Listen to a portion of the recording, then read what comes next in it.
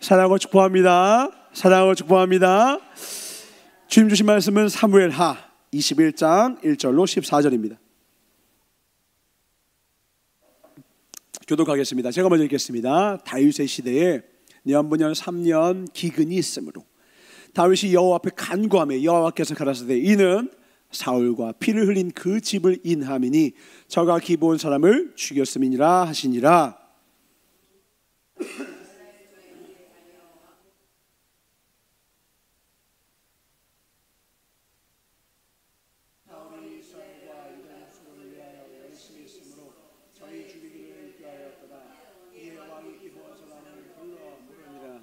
다윗이 저희에게 묻되 내가 너희를 위하여 어떻게 하랴?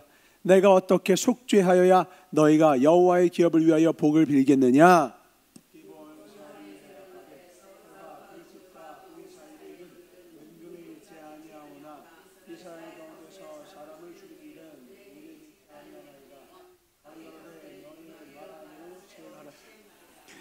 저희가 왕께 고하되 우리를 학살하였고 또 우리를 멸하여 이스라엘 경내에 머물지 못하게 하려고 모해한 사람의 자손 일곱을 내어 주소서. 여호와의 대신 사울의 공을 기브아에서 우리가 너희를 여호와 앞에서 왕이 그러나 다윗과 사울의 아들 요나단 사이에 서로 여호와를 가리켜 맹세한 것이 있으므로 왕이 사울의 손자 요나단의 아들 무비보셋은 아끼고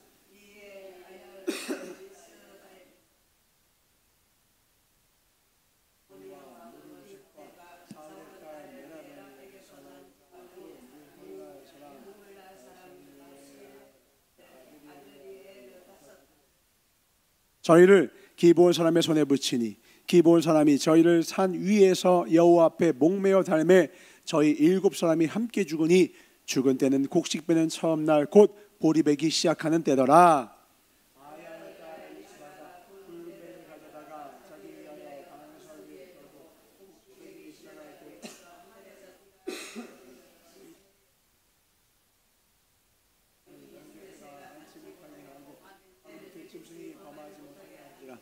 이에 아야의 딸 사울의 첩 리스바의 행한 일이 다윗에게 들리매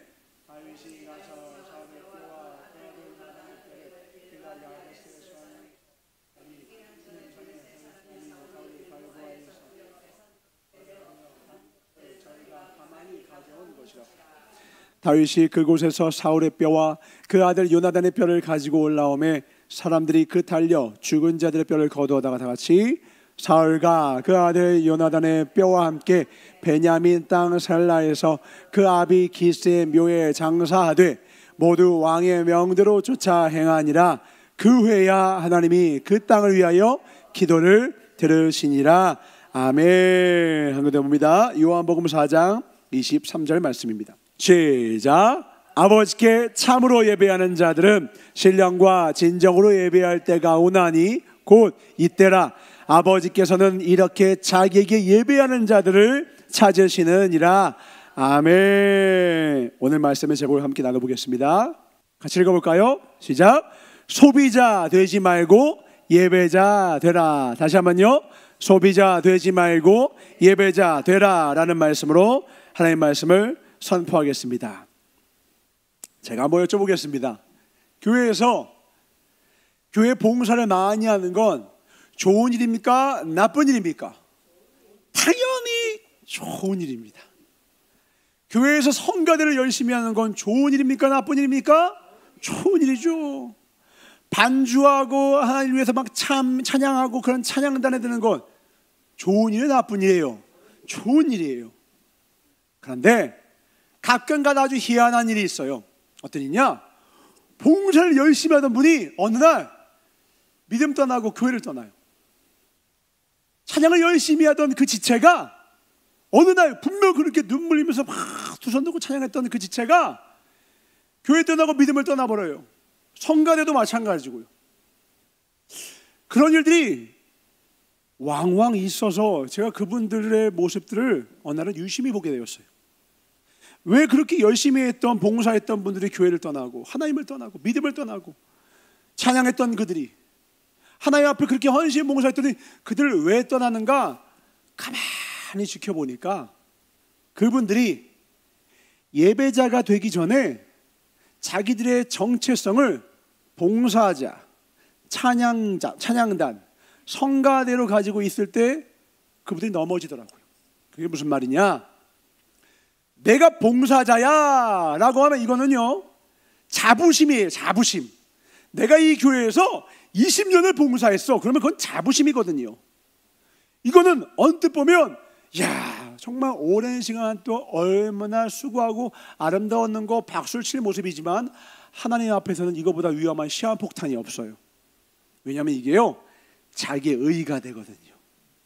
하나님을 자랑하는 게 아니라, 하나님이 내게 주신 은혜를 자랑하는 게 아니라, 하나님의 복음을 자랑하는 게 아니라 내가 하나님께 한 그 행위를 자랑해요.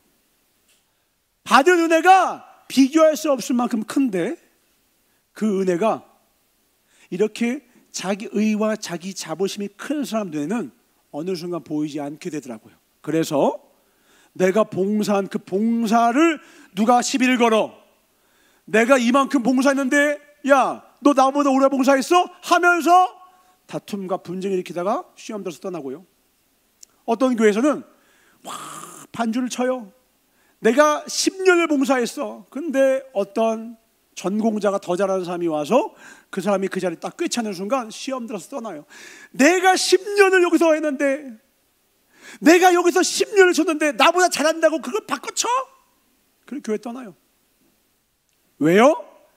예배자가 되기 전에 봉사자가 되어서 그래요. 내 존재가 예배자가 되기 전에 그 무언가가 되는 순간 그 사람은 그 사람의 열심이 오히려 그 사람의 발목을 잡고 맙니다. 교회는요, 가만히 보면요, 그래서요, 다 같이 신앙생활 하는 것 같은데 그 중심에는요, 진짜 예배자가 있고 그 중심에는 또 하나 소비자가 있어요. 소비자는 뭐냐? 소비자는 뭘 찾아 떠나냐? 이익을 찾아 떠납니다. 더 싼데, 더 많이 주는 곳, 더 잘 대접해 주는 곳. 여러분들이 한번 새신자라고 생각해 보세요. 어떤 교회를 가고 싶으겠어요? 주차장의 설비가, 차가 있으면 주차장이 잘 되어 있는 곳이겠죠. 가까운 곳이겠죠. 밥을 좋아하는 사람은 야, 거기 점심밥이 잘 나와. 결혼은 정년기에 있는 청년들은 거기 예쁜 여자들이 많대. 저도 그랬어요. 저도 고등학교 때 전도할 때 야, 우리 교회 이쁜 애를 봐 너, 이렇게 하고 전도했어요. 그래서 전도상도 받고 그렇게 했었어요. 처음에는 그렇게 와요. 왜요? 예배자가 아니거든요.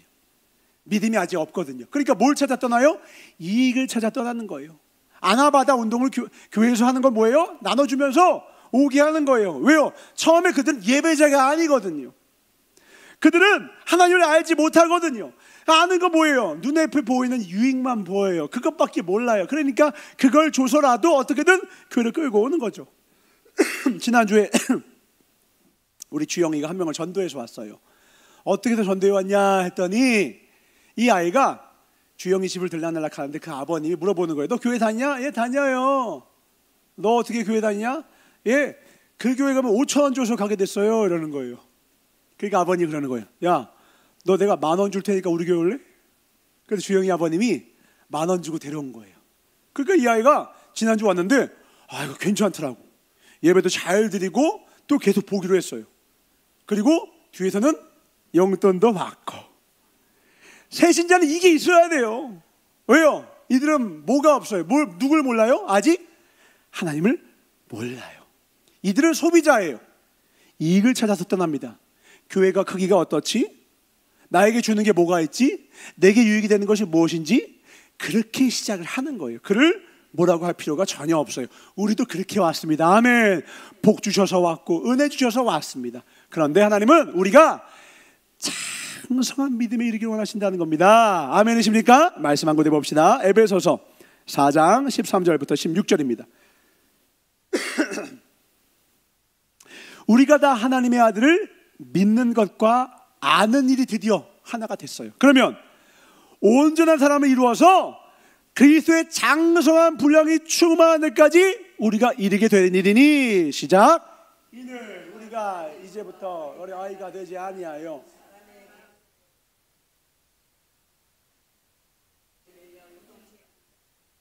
아멘이시죠? 그럼 어떻게 되느냐?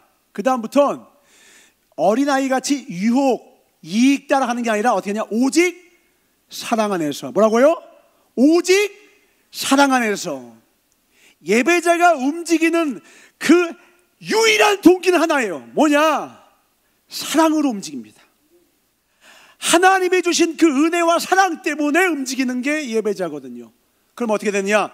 오직 사랑 안에서 그때부터 하나님이 바라시는 진실하고 참된 것을 하여 범사에 그에게까지 자랄지라. 그는 머리니 곧 그리스도라. 다 같이 그에게서 온몸이 각 마디를 통하여 도움을 입음으로 연락하고 상합하여 각 지체의 분량대로 역사하여 그 몸을 자라게 하며 사랑 안에서 스스로 세우느니라. 아멘.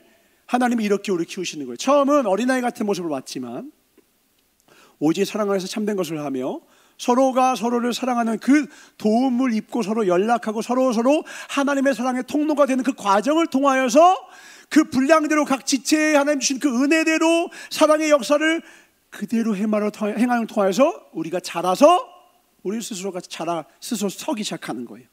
그래서 한 명의 예배자가 된다는 것은 천지가 개벽한 놀라운 역사요, 하나님이 온몸이 저릿저릿할 정도의 천하의 가장 귀한 줄 믿으시기 바랍니다. 아멘. 그 한 영혼이 천하보다 귀하다. 근데 우리가 이 예배자, 참으로 장성한 자, 하나님을 진정으로 내 온 마음과 뜻을 다하여 사랑하고 섬기는 자, 하나님께 내 모든 시선과 내 모든 방향을 드린 자가 되기까지 우리는 소비자의 모습을 내려놓기 시작해야 돼요. 소비자의 모습일 때는 우리는 보통 어떤 찬양을 많이 좋아하느냐? 나에게 능력 주는 찬양, 복 주신다는 찬양이 좋아요. 위로해 주신다는 찬양이 그렇게 좋아요. 왜냐면 아직 어린아이 같아서 그래요. 어린아이는 엄마 아빠의 칭찬이 필요해요. 젖이 필요하고 사랑이 필요해요. 근데 언제까지 클까? 별이와 필리비가 지금 꽤 컸거든요. 지금 37kg, 40kg 가까운데 아직도 별이는 저한테 안기기를 원해요. 아빠 안아주세요. 제 무릎 위에 앉아요. 아직도. 아직 초등학생이니까요. 이게 맞아요. 그런데 저 녀석이 38 돼서 아빠 이러면 곤란한 것이죠. 그때도 제 무릎 위에 와서 둥둥둥 해주세요 이러면 곤란한 것이죠. 장성해야 된단 말이에요. 하나님 우리가 자라나기를 원하십니다. 아멘. 믿음의 장성한 분량에 이르길 원하신다고요. 그 장성한 분량에 이르면 어떤 찬양이 좋아지기 시작하느냐? 하나님을 높이는 찬양이 좋아요. 나의 믿음 되신 나의 주님, 나의 구주 예수요, 그 크신 하나님의 사랑, 말로 다 형용 못할 하나님을 높이는 찬양이 그렇게 좋아요. 소비자는 나를 높이면 행복해요. 나한테 뭘 잘해주면 기분 좋아요. 어린애들은 친절해주면 강도가 끌고 갈 수 있다고. 그러니까 어린아이의 술수의 유혹에 당하는 거예요. 그러니까 어린아이의 믿음일 때는요, 많이 넘어지죠. 요동하죠. 조금만 상황이 흔들리면, 조건이 안 좋아지면, 감정 상하면, 핀도 상하면 교회 막 안 나오고 기도의 자리 안 지키고 그래 버리죠. 예배자는 어때요? 하나님을 높일 때 가장 행복합니다. 아멘이십니까? 하나님을 높일 때 가장 영광스러움을 느껴요. 주님의 높고 위대하심을 찬양할 때 온몸이 저릿저릿한 거예요. 그 임재하심을 경험할 때 하나님, 곧 죽어도 여한이 없습니다. 어떤 믿음이 연약할 땐 내가 축복받고 내가 뭔가 위로받고 내가 충만해지면 그땐 그게 좋아요. 왜? 어릴 때니까. 소비자는 더 많이 주는 거 떠나는 거예요. 나한테 이익이 주는 거 따라가는 거예요. 근데 예배자는요, 주차장의 크기가 상관이 없어요. 나를 밀어도요, 하나님을 위한 곳이면 나에게 돌을 던져도 찾아가는 거예요. 나를 멸시하고 핍박해도 나아가는 겁니다. 그곳이 어딜지라도, 지하의 카타콤일지라도 찾아가는 게 예배인자인 줄 믿으시기 바랍니다. 아멘. 근데 소비자는 뭐예요? 우선 부지가 좋아야 돼. 아주 보암직해야 돼. 아름다워야 돼. 좀 자랑할만 해야 돼. 남한테 뻐길만 해야 돼. 허영심이 있어요. 근데 하나님은 어떤 사람 찾으신다고요? 예배자를 찾으신다고. 소비자를 찾는 게 아니라, 교회에는 소비자도 오고요, 예배자도 와요. 믿음이 연약한 자부터 없는 자부터 믿음이 충만한 자까지 다 오는데, 하나님을 찾으시는 사람은 딱 하나예요. 누구예요? 오늘도 예배하는 자를 찾으시느니라. 아멘. 예배하는 자를 찾으신다고요. 오늘날의 전 세계 수천 수만 개 교회에 수억 명의 사람이, 3분의 1 가까이 되는 사람이 예배를 드리러 와요. 오늘도 예배드리고 내일도 예배드리겠죠. 근데 그 수많은 사람들 가운데 하나님은 진짜 예배자를 찾으신다고요. 진짜 예배자는 뭔데요? 내게 주어진 삶 가운데 내 삶을 하나님께 드리는 자입니다. 내 삶을 드리는 자예요. 내게 있는 삶이 아름답지 않아, 부유하지 않아, 가난에 빈궁에 고난이 있어, 어려워, 전혀 상관없어요. 초대교회에 핍박과 순교가 교회에 가득했을 적에 그 성도들 입에는 단 하나의 원망과 불평과 슬픔이 없었어요. 그들은 단 하나, 그저 하나님을 경외함으로 찬미 찬송할 뿐이었어요. 왜냐하면 그들은 예배자였거든요. 예배자는요, 하나님께 시선을 드리고 하나님만을 바라보기에 상황과 조건이 작게 보이는 자들이에요. 그들은 비가 오나 눈이 오나 삶 가운데 기쁨이 있으나 슬픔이 희노애락, 그 모든 지나가는 모든 상황과 조건과 아무런 상관이 없이 날마다 하나님을 예배했습니다. 그들의 중심은 하나님이었기 때문에 그래요. 반면 소비자의 중심은 나예요. 나를 기쁘게 하는가, 나를 만족시키는가. 그러니까 찬양도 뭐예요? 나를 만족시키는 찬양만을 기뻐해요. 예배자가 되면 바뀌어요. 하나님이 기뻐하시는 찬양을 부르기 시작합니다. 하나님을 높이는 찬양을 부르기 시작합니다. 하나님을 막 영광 돌리는 찬양을 들으면 진짜 온몸이 전율이 느껴져요. 하나님의 기쁨이 나의 기쁨이 되고, 하나님의 슬픔이 나의 슬픔이 되기 시작하고, 하나님의 꿈이 이윽고 나의 꿈이 되기 시작합니다. 그런 예배자 되시길 주님으로 축원합니다. 아멘. 하나님이 기뻐하시는 그 뜻만을 바라보며 상황, 조건, 시간, 장소를 구분하지 않고 내 모든 삶을 드리는 겁니다. 소돔과 고모라가 무너진 이유는 그곳에 돈이 없어서가 아니라, 문화가 부족해서가 아니라, 풍요가 부족해서가 아니에요. 의인이라고 말하지만 정확히는 예배자가 없었기 때문에 그 도시가 무너진 거예요. 하나님을 바라보는, 하나님을 찾으시는 10명의 사람, 그 의인 바로 예배자가 없는 거예요. 예배자. 롯부터가 어떻게 했어요? 눈에 보기 좋은 곳을 택했잖아요. 근데 아브라함의 자신 있는 말투 보세요. 뭐래요? 네가 우하면 내가 좌하고, 네가 좌하면 내가 우하겠다. 아브라함한테는 상황과 조건과 장소가 상관이 있다는 거예요, 없다는 거예요? 없어요. 하나님이 계시면 그 어디나 하늘나라. 아멘이십니까? 그러니까 롯이 소돔과 고모라를 택했을 때 더 빛나는 도시였거든요. 더 풍요롭고 더 시끌벅적하고 더 부유한 도시였거든요. 아브라함이 아깝다, 내가 가고 싶어, 이러지 않았어요. 난 그게 상관이 없어. 왜요? 아브라함은 예배자였거든요.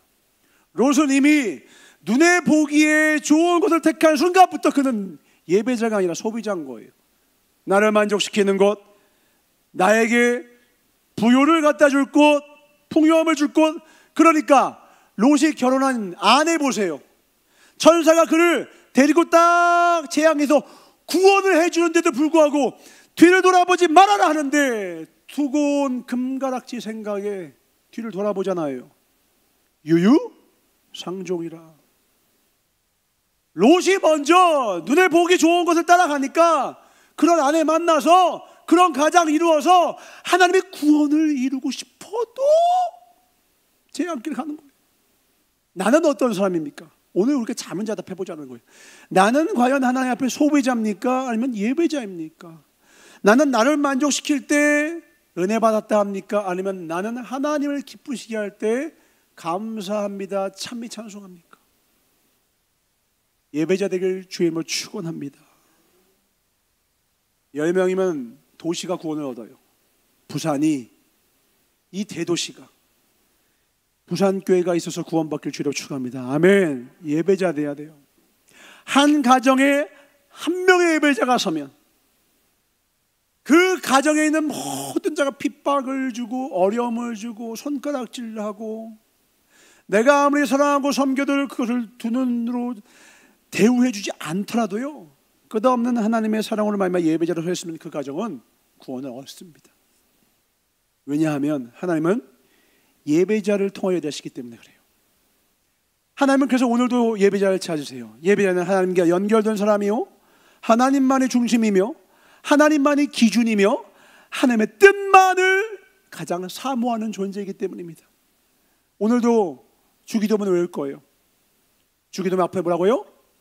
하늘에 계신 우리 아버지요, 이름이 거룩히 여김을 받으시며 나라에 임하시며 뜻이 하늘에서 이루신 것 같이 땅에서도 이루어지이다.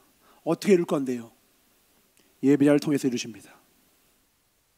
저 하늘에서의 하나님의 뜻이 이 땅 가운데 어떻게 이루어지냐면 하나님이 찾으시는 그 한 사람, 하나님을 경외하는 그 한 사람, 그 사람을 통하여서 하나님은 이 땅 가운데 저 하늘에서의 그 뜻을 이 땅에서 이루십니다. 왜? 그 예배자는 하나님과 이 땅의 연결자이기 때문에 그래요. 하나님과 늘 연결되어 있는 다리이기 때문에 그래요. 우리의 삶이 저 세상에 예수님을 향한 다리 놓은 사람 되기를 주로 축원합니다. 아멘. 우리가 다리를 놓는 거예요. 그러려면 어떻게 된다고요? 소비자가 아니라 예배자 되어야 합니다. 그래서 골로새서 보면 희한한 말씀이 나옵니다. 골로새서 3장 22절입니다. 같이 읽어볼까요? 22절 23절 시작. 종들아, 모든 일에 육신의 상전들에게 순종하되 사람을 기쁘게 하는 자와 같이 눈가림만 하지 말고 오직 주를 두려워하여 성실한 마음으로 하라. 23절 무슨 일을 하든지 마음을 다하여 주께 하듯 하고 사람에게 하듯 하지 말라. 22절에 뭐라고 하냐냐, 종들아 너 상전들에게 순종해라 이러시는 거예요. 한번 물어보겠습니다. 노예제도가 좋은 거예요, 나쁜 거예요? 노예제도가 좋은 거예요, 나쁜 거예요? 나쁜 거잖아요. 노예제도가 나쁜 거 모르는 사람 있습니까? 근데 우리가 바라는 말씀이 아니잖아요. 이 말씀은 우리가 바라는 말씀이 이런 거 아니에요? 종들아 혁명을 일으켜라. 나는 노예제도를 찬성하지 않는다. 어딜 감히 사람 위에 사람이 있느냐? 근데 이렇게 안 하고 주님이 뭐라 하면, 종들아 너의 상전들에게 주인들에게 순종해라. 노예들아 너의 주인들에게 순종해라. 이렇게 말씀하시는 거예요. 와, 주님 너무하시네. 노예제도 찬성론자셨네. 와, 진짜 나쁘다 이거예요? 하나님께는 이 땅에 있는 어떠한 자리의 고하와 부요함, 소유와 소유의 빈부 귀천이 그게 하나님의 관심사가 아니라는 거예요. 하나님이 하라는 건 단 하나입니다. 뭐냐? 너희들 모두를 구원하는 일이에요. 자, 예를 들어서 봅시다. 하나님이 가난한 자의 편만 들어요. 그 순간 부자들은 다 지옥 가야 됩니다.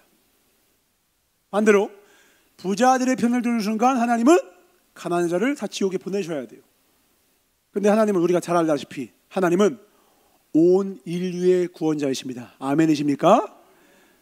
근데 어떻게 해야 온 인류를 구원할 수 있습니까? 여기서 종들아 혁명 일으키라 하는 순간 하나님은 주인된 그 부유한 자들을 버리시는 게 돼버려요. 그건 만유의 하나님이 아니신 거예요.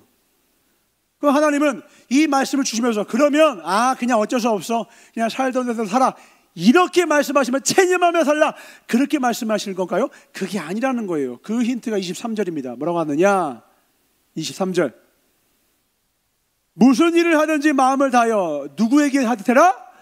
주께 하듯 해라. 너가 그 주인에게 순종하는 건 노예 제도를 찬성해서 하는 게 아니야. 너의 주어진 상황에서 주어진 삶에서 최선을 다하는 충성된 삶을 살라는 거예요. 그리고 이 말을요 부자에게도 말하는 겁니다. 가진 자들에게는 없는 자들을 자녀 대하듯 하라 주님 말씀하세요.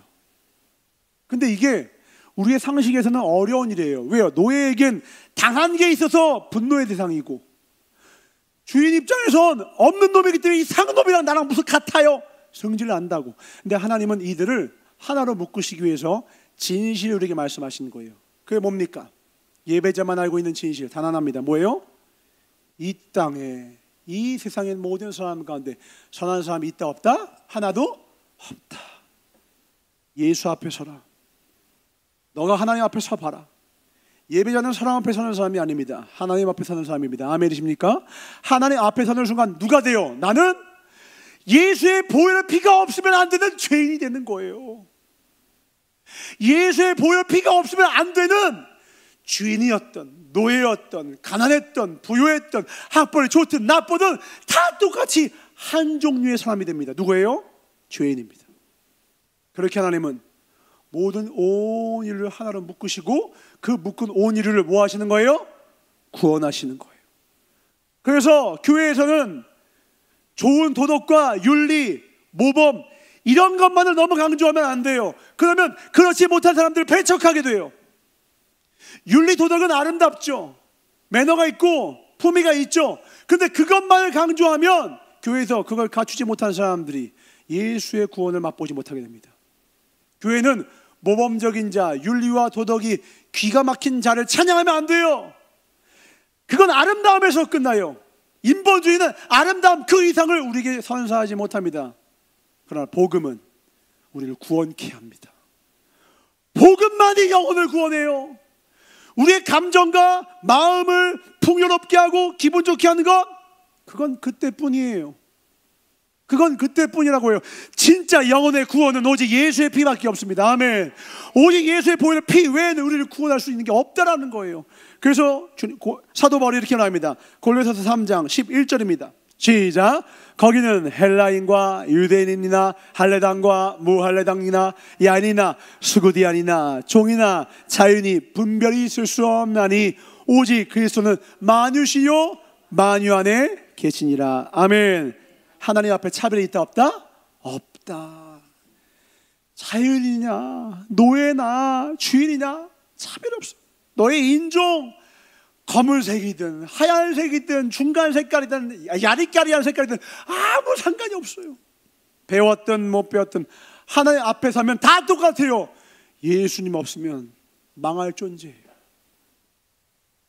그래서 교회는요, 예수 이름 외치는 순간 하나가 되는 곳입니다. 아멘이십니까? 자기의 공의를 외치는 봉사자나 헌신자나 직분자가 목소리를 높이는 순간 교회는 무너지게 돼요. 내가 이 교회에서 이걸 했어 저걸 했어 말하는 사람이 있으면 그때는 들을만해요. 진짜 그런 것 같아요. 그러나 교회는 무너져요. 교회에서는 뭐가 없다고요? 차별이 없다고요. 교회는 뭐가 없다고요? 차별이 없다고요. 교회를 오래 다녔든 적게 다녔든 내가 많이 헌신했든 적게 헌신했든 헌금을 많이 했든 적게 했든 뭐가 없다고요? 차별이 없다고. 이걸 기억하셔야 돼요. 아멘. 예배자는 차별이 없습니다. 그래서 예배자는 사람을 구원함에 이릅니다. 영혼을 구원함에 이릅니다. 언제 어딜 가든 사람을 살리는 사람이 됩니다. 성령이 충만한 사람은 방언 소리가 크거나 방언의 종류가 많은 사람이 아니에요. 성령을 살리는 영이시기 때문에, 오직 살리시는 영이기 때문에 내 영혼이 살아나고 다른 영혼을 살리는 자가 성령 충만한 자입니다. 아멘. 성령 충만한 저와 여러분 되시길 주님으로 축원합니다. 우리가 사모해야 될 교회는 성령이 충만한 교회입니다. 살리는 교회입니다. 예배자를 키우는 교회입니다. 아멘. 예배자가 키우는 하나님을 높이는 교회. 어떻게 하면 주님을 더 사랑할 수 있나요? 이 찬양의 가사가 마음에 와 닿으셔야 돼요. 예배자는 이 찬양 부를 때 마음이 점여옵니다.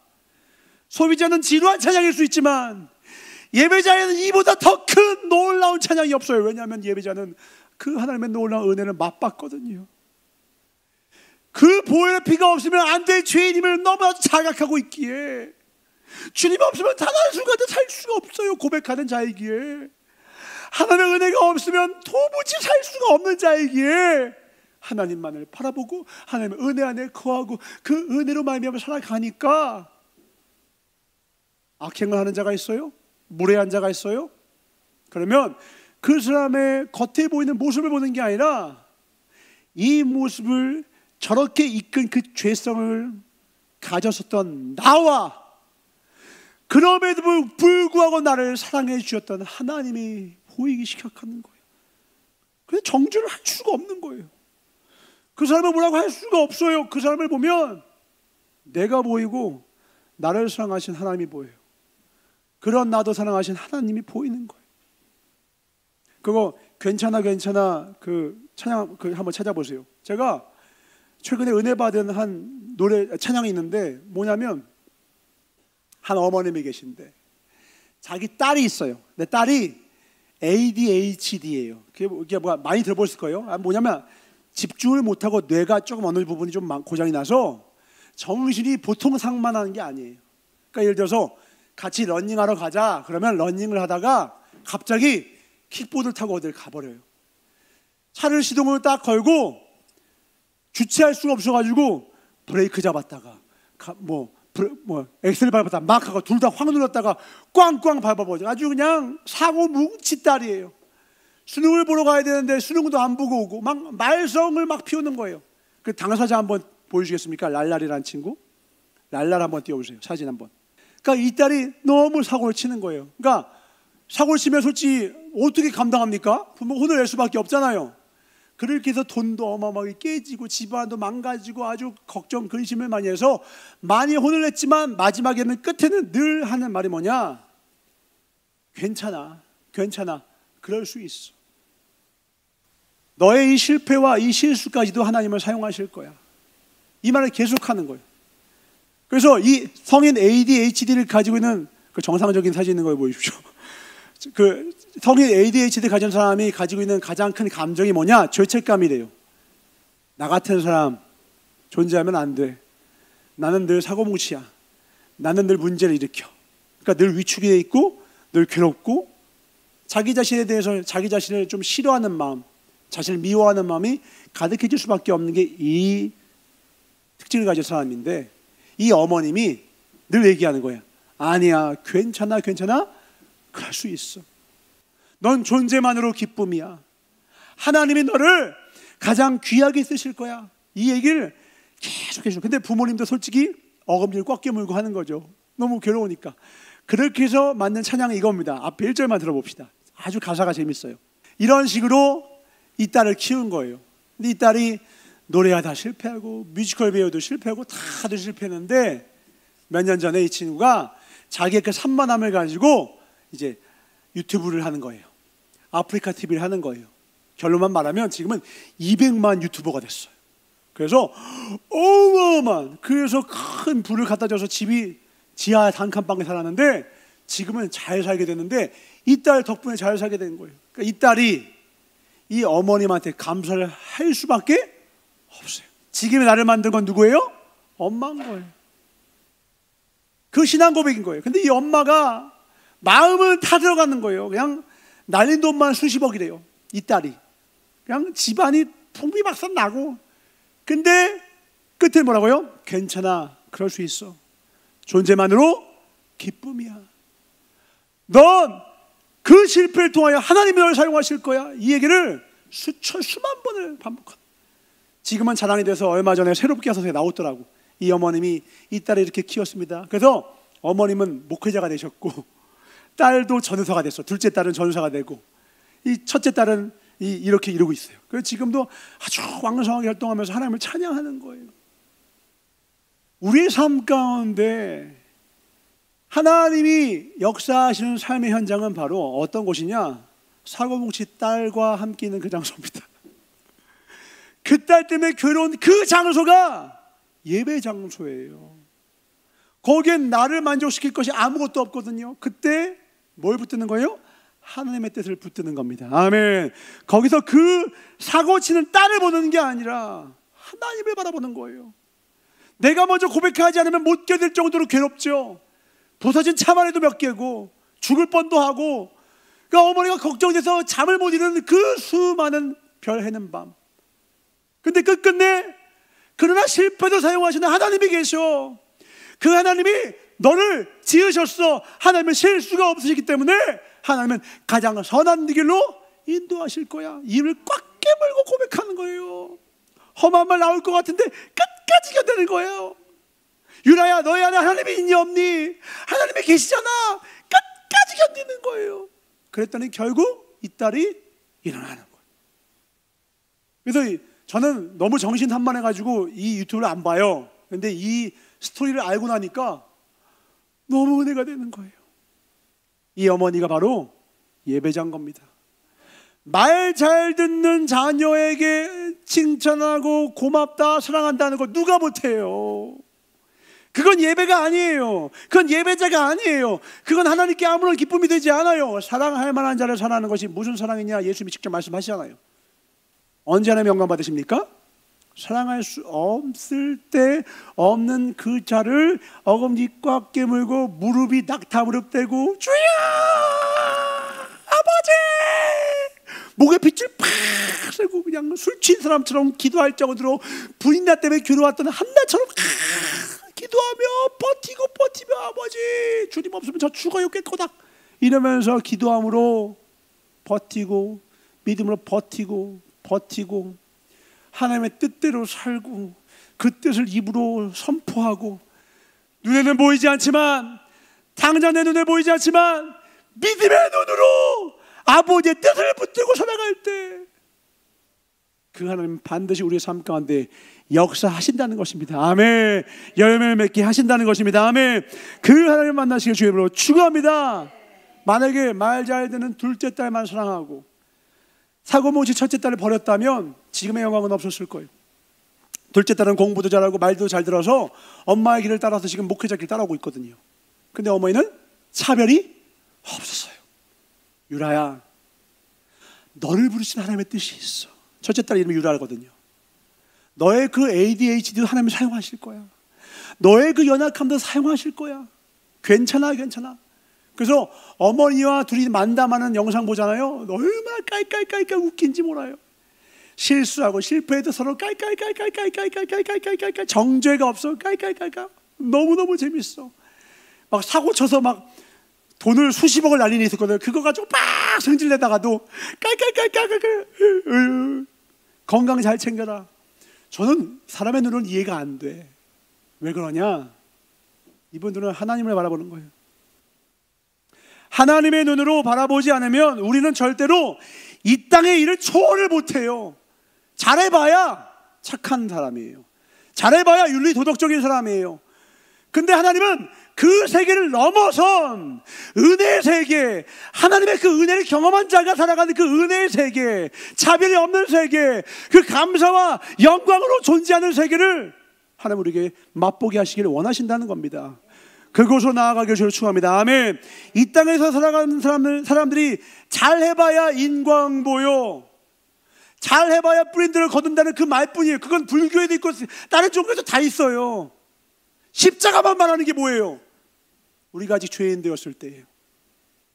원래 우리가 죄인 되었으면 그 다음에 뭐가 나와야 돼요? 죄인 되었으면 징계하고 지옥에 보내셔야 되잖아요. 근데 로마서 5장 8절은 그렇게 얘기를 안 해요. 모자른데 죄를 지었는데 로마서 5장 8절 뭐라고 하시느냐? 함께 읽겠습니다.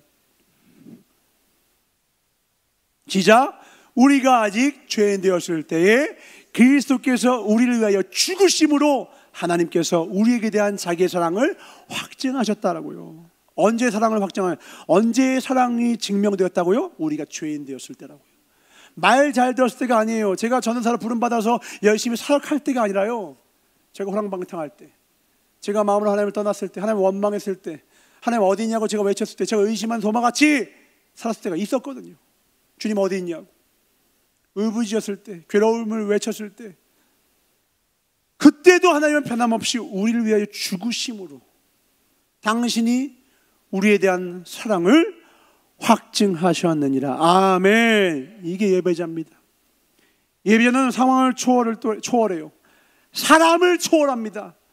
이 사람이 나한테 잘해주면 우리는 그 사람을 좋은 사람으로 여기죠. 아니요, 하나님은 차별이 없어요. 하나님은 차별이 없어요. 나한테 잘하든 못하든 옆구리에 창을 찔러도 예수님을 하면 주님 저 자가 자기 하는 일을 알지 못합니다. 이게 어떻게 가능하죠? 이게 종교입니까? 살아계신 하나님의 신앙이지. 이건 종교가 아니에요. 살아계신 하나님의 역사일 뿐입니다. 우리는 종교를 따르는 게 아니에요. 종교의 의식을 따르는 게 아니라 하나님을 예배합니다. 아멘. 그 하나님을 경외하는 거예요. 그 하나님의 사랑이 없었으면 오늘 우리는 있을 수가 없었다. 이걸 깨달아야 욥기의 딜레마가 해결됩니다. 욥기의 딜레마가 뭔가요? 욥기에서 너무 욥이 고난 가운데 괴로운 거예요. 너무 고난 가운데 괴로워서 하나님 앞에 묻고 대답이 없다가 어느 날 간신히 시간이 한참 지난 뒤에야 하나님이 대답해 주세요. 어떻게 대답하시느냐? 욥기 38장 1절로 4절입니다. 때에 여호와께서 폭풍 가운데에서 욥에게 말씀하여 가라사대 무지한 말로 이치를 어둡게 하는 자가 누구냐? 너는 대장부처럼 허리를 묶고 내가 너에게 묻는 것을 대답할지니라. 내가 땅에 기초를 놓을 때 네가 어디 있었느냐? 네가 깨달아 알았거든 말할지니라. 자, 이게 무슨 말이냐? 이 말을 이해하셔야 돼요. 욥이 고난 때문에 막 괴로웠어요. 의인이었거든요. 지은 죄가 없는데 그냥 고난이 왔어요. 이유를 모르겠어요. 왜 나만 겪는 고난인지 모르겠는데 이 고난이 내게 왔다고요. 친구들이 와서 하는 말이 뭐는 줄 알아요? 네가 죄 지었으니까 그런 거겠지. 이게 하나님을 안다는 사람들이 모여도 하는 말의 한계라고요. 나는 지은 죄가 없는데 왜 나한테 고난이 왔는지 모르겠어. 이거 욥의 친구들은 네가 지은 죄가 있으니까 그렇지. 잘 생각해봐. 회개해. 근데 하나님 뭐라면 하나님의 대답은 뭐냐? 창조를 말씀하세요. 이게 뭔 말이냐면 내가 이 온 우주 만물을 창조할 때 네가 거기 있었느냐? 네가 한마디로 하면 네가 뭘 아냐라는 거예요. 2절 다시 보여줍시다. 우리가 하나님을 무지한 말로 이해하려고 해요. 우리끼리 주고받는 말로 하나님을 이해하는 척하려고 한다고요. 하나님에 대해서 잘 아는 척을 한다고요. 근데 그 말이 오히려 하나님을 아는 그 지식을 어둡게 하고 있다고요. 결국 하나님은 우리에게 대답해 주시는 말씀은 무엇이냐? 모든 일을 창조한 내가 선한 뜻이 있어서 걸어갈 테니 나만 믿고 따라오라는 거예요. 알려줘도 미안한데 너 다 몰라. 너가 창조를 이해하니? 지금 전 세계 가장 똑똑한 과학자들 모아놔도 이 온 우주의 시작을 알아요 몰라요? 몰라요. 가장 똑똑한 AI로 해도 알 수가 없어요. 하나님의 그 크고 놀라우심, 위대하심을. 마귀가 하는 말을 한번 볼까요? 마귀가 이렇게 얘기합니다. 욥기 1장 9절입니다. 사탄이 늘 하는 말이 이런 거예요. 사탄이 여호와께 대답하되 가로되 욥이 어찌 까닭 없이 하나님을 경외하리까?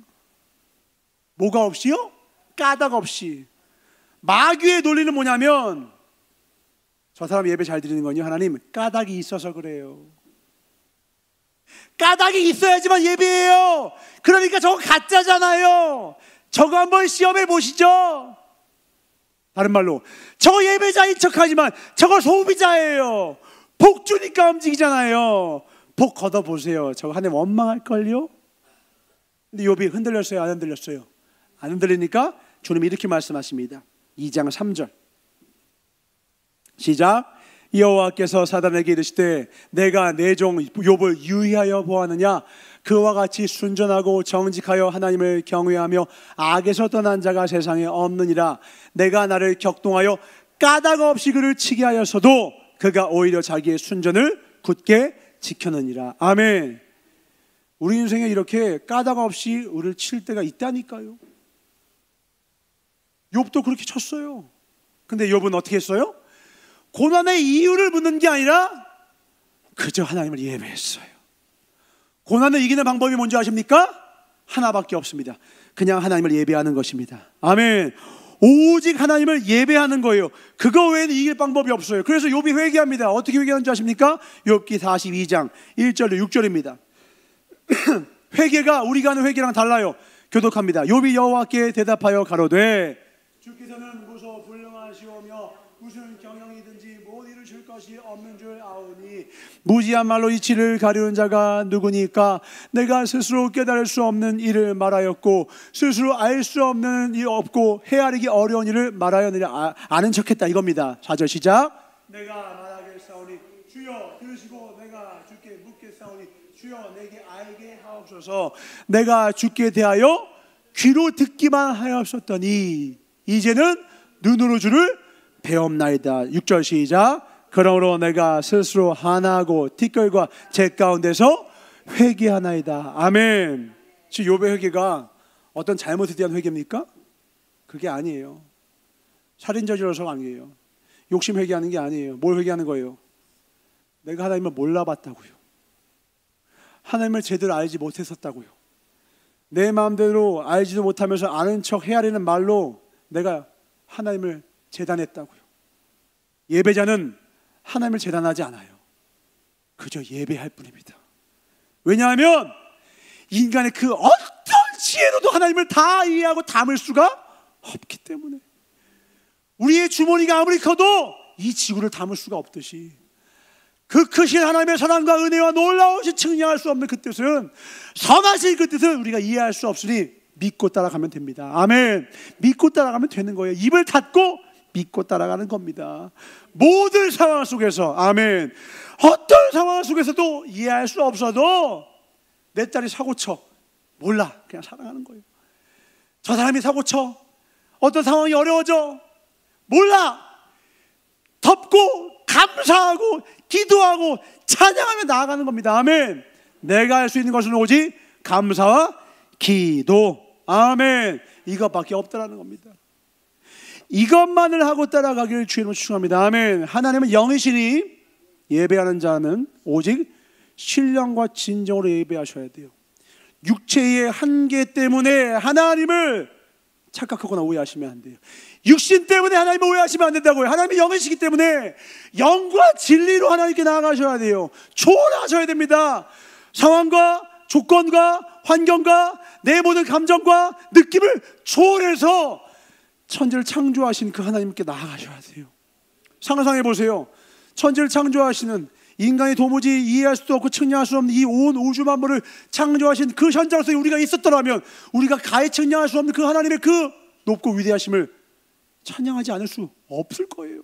하나님 앞에 왜 이래요 저래요 이렇게 말할 수 있겠습니까? 몰라서 우리가 이야기하면 입을 다물고 그저 입 턱이 빠져서 그냥 빠져. 우와 하나님 대단하십니다. 그것밖에 못하는 거예요. 근데 우리가 모르니까 하나님 오해하고, 하나님 왜 그러세요? 답답하네요. 하나님 왜 이러십니까? 왜 이렇게 늦으십니까? 왜 저 사람 빨리 변화 안 시키십니까? 왜 나한테 이거 안 주십니까? 그게 아니라고요. 우린 몰라요. 그래도 괜찮아요. 하나님이 아시기 때문에. 그리고 그분을 따라가면, 길 모르는 사람도 내비게이션만 따라가면 잘 가더라고요. 길 치워도 내비게이션만 있으면 잘 가더라고요. 우리 몰라도요, 우리 인도하시는 선한 목자만 따라가면 됩니다. 나는 몰라도 돼요. 길 천국 가는 길 몰라도 돼요. 예수님 등짝만 보면 안 돼요. 예수님 등짝만 따라가면 됩니다. 아멘. 목자의 음성만 듣고 따라가면 됩니다. 아멘. 양들은 목자의 음성을 안 하니 그 음성을 듣고 따라가기만 하면 된다는 거예요. 우린 주님의 어린 양, 그분의 음성을 따라갑시다. 아멘. 오늘 본문 말씀이 어떤 내용이었느냐? 사울이 기본 사람들을 멸족해서 하나님 분노하셔서 기근을 내리시고, 그 기근이 사라지려면 사울의 자손 7명을 속죄제로 드려야지만 그걸 풀린다, 그런 내용이에요. 이게 무슨 내용이냐? 여호수아로 거슬러 올라가야 돼요. 여호수아 9장에 보면 가나안 땅에 7민족이 있는데 그 중에 기브온 민족이 있어요. 이 사람들이 하나님이 살아계신다는 소문을 들은 거예요. 그래서 이 이스라엘 백성들이 오면 자기가 죽겠으니까 어떻게 하느냐? 멀리서 온 것인 것처럼 위장을 하고 건빵과 옷을 해지게 만들고 아주 썩고 곰팡이 쓴 음식을 들고 와서는 마치 가나안 땅에 사는 사람이 아니라 멀리서 온 것인 것처럼 위장하고서 여호수아에게 화친을 청합니다. 저희 좀 거두어 주십시오. 살려주십시오. 사실은 가난한 사람인데 가난한 사람 아닌 척 사기친 거예요. 거짓말한 거예요. 근데 여호수아가 몰라서 당했어요. 그래? 나는 하나님의 사람이니까 너를 거두어 줄게. 이제 와라. 펑을. 근데 알고 보니까 이놈이 하나님이 멸족하라고 했던 가난한 사람인 거예요. 그래서 하나님께 묻습니다. 하나님, 이거 죽일까요? 그러니까 하나님 뭐라고 합니까? 약속한 것을 지켜라. 이를 살린다고 약속했으니 그 약속을 지켜라. 이 민족을 거두어서 성막을 봉사하는 이로 노예로 종으로 그들을 거둬들여라. 그래서 이를 거둬줬어요. 근데 이 사울이 이 기브온 민족들이 고깔스러웠던 거예요. 왜냐하면 이스라엘 민족들 몇몇 사람들이 저거 우리 민족도 아닌데 우리 덕을 보고 있네. 저거 짜증 보기도 싫어. 못난 거. 우리나라에서 그냥 잘 살면, 우리끼리 잘 살면 괜찮은데 중국인이 와서 잘 살고 일본 사람 와서 잘 살고 외국인 와서 잘 산다고 하면 괜히 밉살스럽잖아요. 그러니까 이스라엘 사람도 똑같은 거예요. 우리끼리 잘 살고 싶은데 저 기본 놈들 와가지고 그러니까 그 말 듣고 사울이 하나님의 약속을 어기고 그를 다 죽여버렸어요. 그러니까 하나님이 어떻게 합니까? 넌 내 약속을 어겼어. 내가 지키라는 약속을 어겼어. 그리고 3년간 가뭄을 내리신 거예요. 결국은 이 사울의 자손 아들 5, 딸 2명을 목을 달아서 죽여서야 하나님이 노를 거두시고 속죄제로서 그 모든 일들을 걷어가십니다. 이걸 보고 어떤 사람들 그래요. 야, 하나님 너무하신다.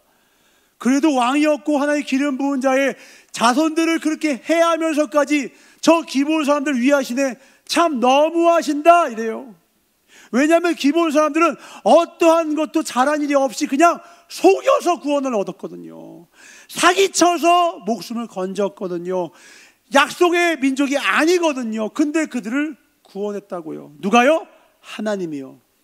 근데 제가 성경을 다시 보고 보다가 하나님이 저에게 주신 감동을 따라 이 기브온 민족이 바로 우리라는 것을 깨달았어요. 약속대로 마땅히 구원받을 자가 아니라 죽어 마땅한 저 가난한 죄인들을 다 죽이기로 하는 약속하셨지만 그들 가운데 하나님의 소식을 듣고 그 하나님을 두려워함으로 살고자 하나님 앞에 나아왔더니 하나님은 그들의 수단과 방법은 어리석었지만 하나님을 경외하는 그 마음을 보고 그들을 건져주신 거예요. 우리가 어떤 의의가 있어 하나님이 우리를 건져주셨습니까? 하나님은 이스라엘 백성이나 기브온 민족이나 하나님을 경외하기만 하면 이방인이나 유대인이나 차별이 없으신 겁니다. 아멘. 하나님을 경외하기만 하면 차별이 없으시다고요. 우리 안에 이 마음을 품으라고 오직 예수 그리스도의 마음이니 예배자의 마음은 이 예수의 마음으로 내 주변에 있는 모든 사람들을 차별 없이 사랑하는 것입니다. 이 마음이 없으면 교회가 소돔과 고모라처럼 커지고 아무리 부유해져도 의인이 없게 하나님 걷어가실 거예요. 그러나 우리가 부족하고 연약해도 우리의 소유가 나 가진 것 금은 없어도 우리 안에 예수의 이름이 있다면 하나님의 아버지의 뜻 차별 없이 영혼들을 향하여 사랑하고 섬기는 초월하는 마음, 산을 뛰어넘는 마음, 끝까지 사랑하는 그 마음이 우리 안에 있다면 우리를 통하여 이 부산 땅과 온 열방을 건지실 것입니다. 아멘. 이 아버지의 마음을 거두시길 주의 이름으로 축원합니다. 아멘. 은혜의 세계에 나아가야 합니다. 이 세상의 논리와 이성과 감정이 아니라 은혜의 세계로 나아가야 돼요. 그렇지 않으면 우리는 하나님을 사랑한다고 모였지만서도 소비자가 되어 내 감정을 상하면, 내 감정대로 행하다, 내 만족이 떨어지면, 나 대우 안 해준다고 서운해지면 내가 바로 그 교회를 쪼개는 악한 병기가 되어 마귀에게 쓰임받고 마는 거예요. 그러나 자기를 부인하는 하나님의 뜻을 붙잡은 예배자라면 언제나 하나님이 높임을 받을 수만 있다면 언제고 충성할 수 있는 것입니다. 아멘. 끝까지 이 길 걸어가는 저와 여러분 되시 주를 축원합니다. 아멘. 끝까지. 다윗은 이 하나님을 찬양했어요. 다윗은 이 하나님을 따라갔어요. 그래서 하나님께 묻고 하나님 뜻대로 순종했더니 기근이 사라졌더라. 아멘. 욥의 신앙과 다윗의 신앙, 예배자의 모습으로 하나님께 나아갑시다. 아멘. 함께 우리 기도할 것은 이 한국교회에 예배자가 필요해요. 제가 최근에 많은 것들을 묵상합니다. 많은 교회들을 보고요. 교회가 커지고 새가 커지고 화려한 교회들이 많고 유명한 목사님들이 많은데 하나님이 찾으시는 사람은 예배자더라고요. 유명한 목회자, 리더십이 있어 보이고 통솔력이 있어 보이고 대단해 보이는 목회자를 찾으시는 게 아니라 하나님은 오늘도 하나님을 진정으로 경외하고 섬기고 따라가는 예배자를 찾으시더라고요. 이 교회가 하나님이 찾으시는 교회가 되길 간절히 소망합니다. 저와 여러분이 하나님이 그토록 찾으셨던 그 한 사람이길 원합니다. 하나님의 소돔과 고모라를 멸하시기 전에 아브라함에게 물었던 그 의인 10사람이 우리가 되길 소망합니다. 아멘. 그럼 우리 눈에 안약을 발라야 돼요. 우리 눈에 뭔가 떨어져 나가야 돼요. 영의 눈을 떠야 합니다. 하나님의 눈으로 바라봐야 합니다. 차별이 없어야 합니다. 아버지의 눈으로 바라봐야 합니다. 일만 스승이 아니라 한 아비가 되어야 합니다. 하나님이 찾으시는 교회와 예배자 되시길 주를 축원합니다. 이 시간 주 앞에 하나님, 나는 다 알지 못하는 거 아는 척하지 않겠습니다. 그러나 하나님만을 사랑하고 경외함으로 따라가겠습니다. 소비지가 아니라 예배자 되겠습니다. 은혜의 세계로 나아가겠습니다. 내 이성과 판단은 다 이해할 수 없어도 괜찮습니다. 그럼에도 불구하고 사랑하시고 가장 선한 교를 이끄시는 주님만 따라가겠습니다. 주여 삼장 통을 기도합니다. 주여, 주여, 주여. 감사합니다. 주님, 은혜를 아는 자로 평생 살아가게 하여 주옵소서. 소비자로 살아갈 수가 없습니다. 은혜를 아는 자는 오직 예배자로 살아갈 뿐입니다. 그 은혜의 세계에 들어간 자 다시 돌아갈 수 없습니다. 이제 모든 자를 사랑하셨던 주님처럼 만인을 섬기고 사랑하는 예배자로 하나님께 기쁨이 되고 하나님의 손과 발이 되고 하나님의 뜻을 저 하늘에서 이룬 것 같이 이 땅에서도 이루어갈 뿐입니다. 우리 모두가 그런 예배자 되게 하여 주시옵소서. 우리가 알 수 없는 상황과 조건과 사람에 묶이지 말게 하여 주셨고 그걸 뛰어넘는 창조의 세계, 창조자의 그 은혜, 그 섭리와 은혜를 신뢰하며 따라갈 수 있도록 축복하여 주시옵소서. 때로는 까닭 없는 고난이 있습니다. 알 수가 없는 고난들이 있습니다. 그러나 주님만 따라갑니다. 주님 손 꼭 붙잡고 끝까지 따라가게 하여 주시옵소서. 베푸신 은혜로 말미암아 살아가게 하여 주시옵소서. 하나님의 영이시니 예배하는 자가 영과 진리로 예배할지니라. 아멘. 주님, 평생에 영과 진리로 주님을 예배하며 살아갈 수 있도록 모든 상황 속에서 모든 삶을 주님께 예배로 드릴 수 있도록 축복하여 주시옵소서. 감사하고 주께 영광 돌리며 모든 상황과 고난과 역경과 어려움들을 다 뛰어넘어 저 천성으로 저 높은 곳으로 오늘도 우리를 이끌어 가시는 나시로 예수 이름 받아 축복하며 간절히 기도를 쌓옵나이다. 주 기도로 마치옵나니 하늘에 계신 우리 아버지여, 이름이 거룩히 여김을 받으시오며 나라의 임하옵시며 뜻이 하늘에서 이루어진 것 같이 땅에서도 이루어지이다. 오늘날 우리에게 일용할 양식을 주옵시고 우리가 우리에게 죄 지은 자를 사하여 준 것 같이 우리의 죄를 사하여 주옵시고 우리를 시험에 들게 하지 마옵시며 다만 악에서 구하옵소서. 나라와 은혜와 영광이 아버지께 영원히 있사옵나이다. 아멘. 감사합니다. 모든 걸 뛰어넘어 오직 하나님만 바라고 하나님께 나아가 영원토록 예배하는, 은혜로 참 찬송 예배하는 예배자 되게 하여 주시옵소서. 오늘도 우리를 찾으신 하나님께 박수로 드리는 하나님 감사합니다.